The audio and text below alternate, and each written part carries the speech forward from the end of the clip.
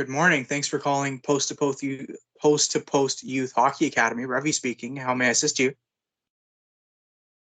Good morning. I'm the group sales director for the Dunnville Trailblazers baseball team. My name's Josh Pritchard. The reason I'm calling you is to speak with the person within your organization who oversees and organizes groups events. That would actually be myself. How can I help you? Perfect. Well, Robbie, I was hoping we could spend a few minutes just discussing what types of outings you tend to enjoy putting together. Have you ever been to a Trailblazer game before? Most definitely. I was actually at a few games last year. It was awesome. Awesome. That's amazing to hear. The atmosphere is unbelievable, isn't it? Do you mind if I inquire about which games you went to? No, not at all. We were actually at the entire series with the Welland Warriors in May, where it was just a fantastic back and forth baseball. Additionally, there was two night games in August with the Port Colborne Kraken, where Mitchell threw the no hitter. Yeah, those were amazing games. That series with Welland was one of my all-time favorites. The level of competition was second to none. Additionally, those games in August, Mitchell's one of the best young pitchers in the game, and we're thrilled to have him as part of our organization. You mentioned we. Who came to the game with you out of curiosity, and where were your seats located? I was fortunate to have a few different people each time out. For the Welland series, it was a few of my friends for a couple of the games, and then my cousins during that wild extra inning Sunday game. And I was fortunate to have a couple of colleagues actually, with me for the Kraken games. Our seats were awesome for all the games, right behind home plate, or they were along for the first baseline, roughly 10 rows back. Wow, that's a great combination of people you had as company too. So glad that you got to experience that all together and be a part of Trailblazer baseball together. Those seats give you unbelievable sight lines to the action, as you would know. I've had my kids out to a number of the games and sat in different sections throughout the stadium, and they always tell me that their favorite seats are right along either baseline. But you do need to be about 10, 12 rows back to really give you that in-depth perspective and view of the field of play. Um, was attending that number of games in one season out of the ordinary for you at all? Oh no! If anything, it was actually not as many games I would like to normally attend. I try to get to about 12 to 15 games a year, roughly.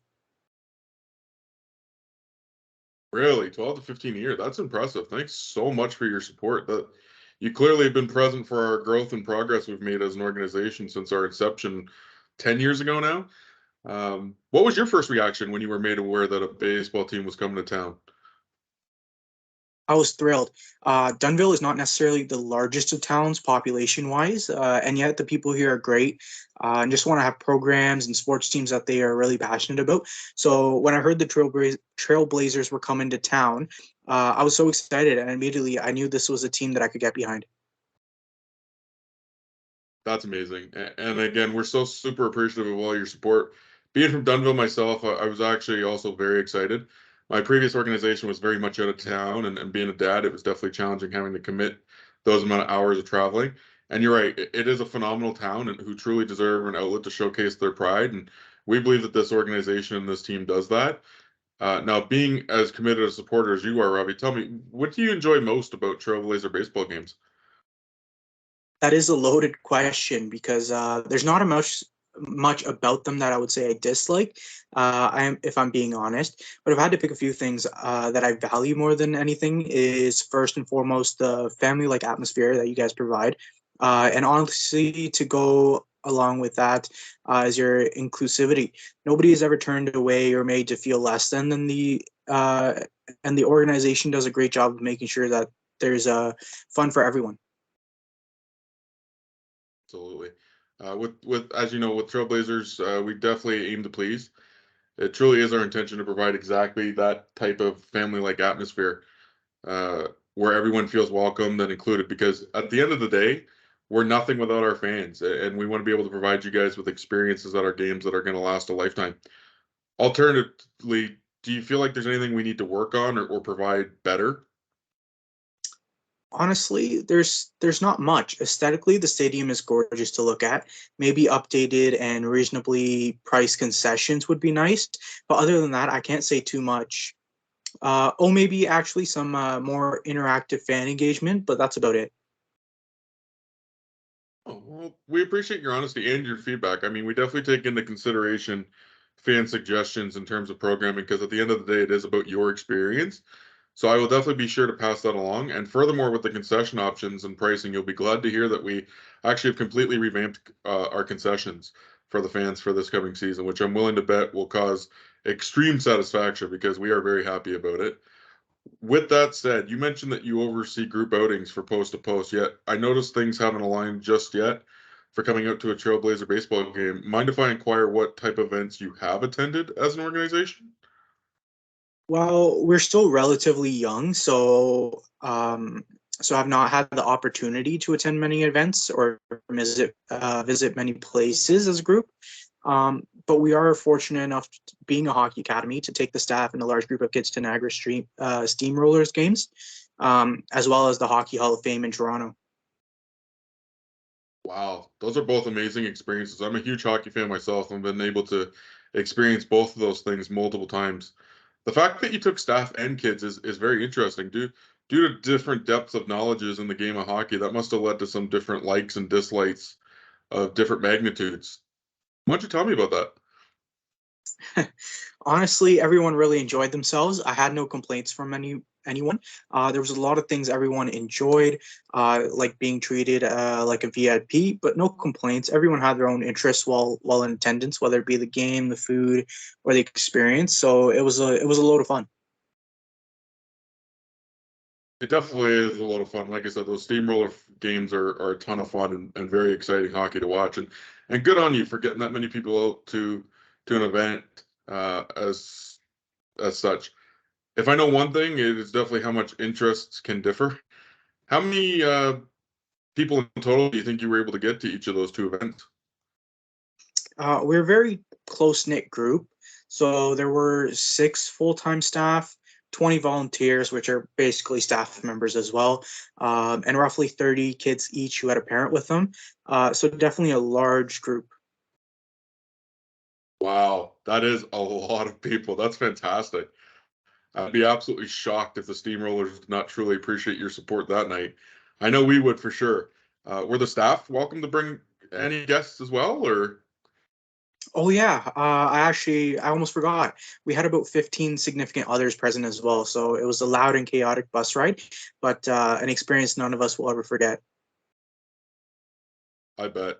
Sports really is all about bringing all the people together, isn't it? And providing lifelong memories. So getting to experience that with the people you work with daily and also the kids who I'm sure you see as the lifeline to your organization is amazing. Did you set out on those adventures with any specific goals in mind? Maybe like bringing you all together? Yeah, I mean, creating a bond outside of what we do regularly is definitely important. And I feel like the two events that we've been to were helpful in achieving those goals. But another thing we wanted to accomplish was to educate the kids on the history of the game, specifically at different levels.